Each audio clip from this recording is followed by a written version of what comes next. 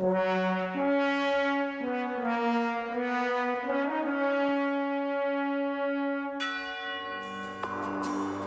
the surprising success of Rocky and the strong performance by 3 sequels, a 5th installment seemed like money in the bank.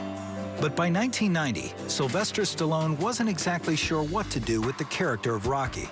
There's only so many bad guys you can come up against. Fought the Russians and we fought Mr. T. You had to keep thinking of new approaches.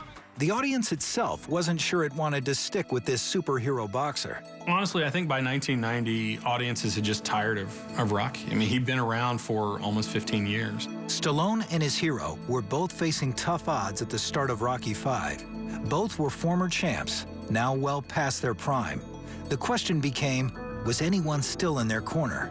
And I think film fans felt burned on Rocky IV, had tired of Stallone to a degree, so they summarily rejected Rocky V. Rocky V was an attempt to reset the saga and return the character to his roots. His fortune wiped out, Rocky brings his family back to the old neighborhood. Unable to box due to injuries, Rocky takes on a young protege, Tommy Gunn, played by real-life boxer Tommy Morrison. So far we've had 1, 2, you've had Carl Weathers, 3 you had Mr. T. He goes, I need something different, just to change it up a little bit, again. So I said, man, I've been seeing this kid coming up on ESPN. This guy's like knocking dudes out straight. I mean, he can bang. Good-looking, handsome, blonde-haired kid.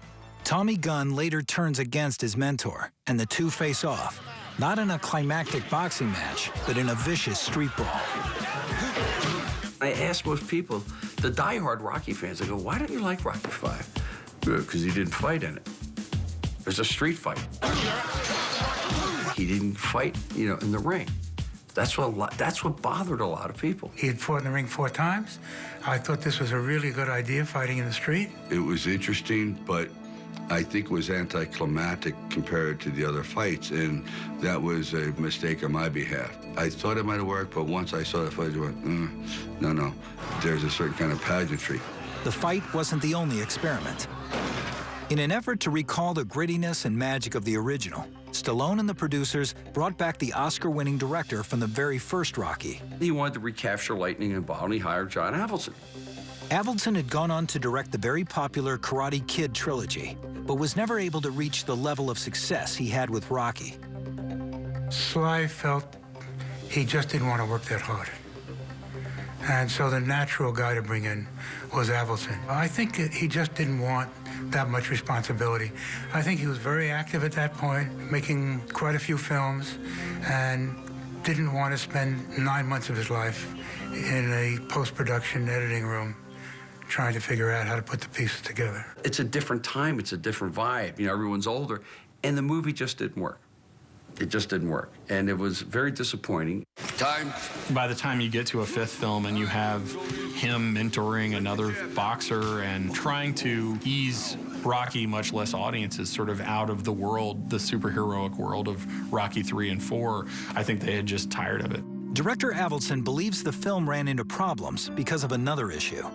He loves Stallone's original script, which called for a risky and potentially powerful conclusion. It was going to end. At the end of that, Rocky dies. Beautiful scene. He takes his beating from Tommy Gunn and with his head in Adrian's lap, and he's gone. I thought this was going to be the end. I thought Rocky's going to die. It was incredibly depressing to write. In Hollywood, it's probably a bad idea to kill off a character that's as iconic as Rocky. He was going to go out that way in somewhat of a blaze of glory. He was going to die on the steps of the museum. About 2 weeks in, the head of the studio calls, and he says, oh, by the way, Rocky doesn't die. I said, why not? He said, well, these people don't die. James Bond, Batman, Superman, they don't die. When the studio got its way and kept Rocky alive, the director believes it undercut the movie. When you took that away from the story of the guy dying, what, you're not going to go and see Rocky die? That's an event. But if he doesn't die, there's no event. It was like a Shaggy Dog story. It was very unsatisfying. Instead, Rocky wins the street fight against Tommy. The boxer survived, but Rocky V was a critical and financial casualty. The dilemma with Rocky V, to a large degree, is that he left the ring. Predicted to be one of the biggest hits of 1990, Rocky V only earned $40 million in U.S. box office sales. For Stallone himself, it came as a shock.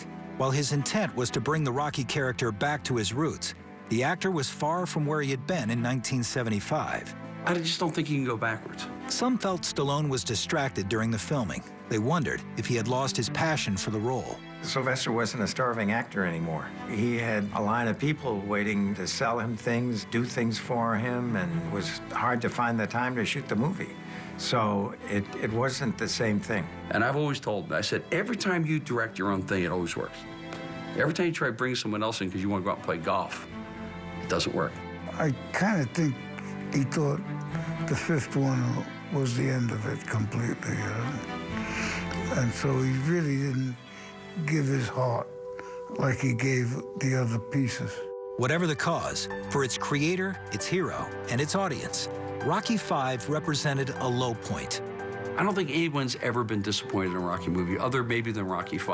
Rocky V was the inevitable downside. I just think the Rocky V script wasn't as good as the others.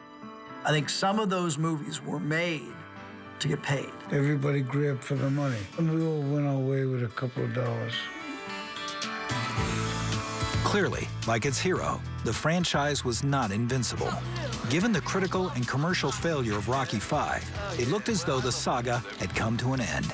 In fact, Sylvester Stallone would age another 16 years before he could reunite with his alter ego, and Rocky Balboa could go one more round. So you're going to drop dead in the ring. You know, you're not Rocky 1, you were 29, 60.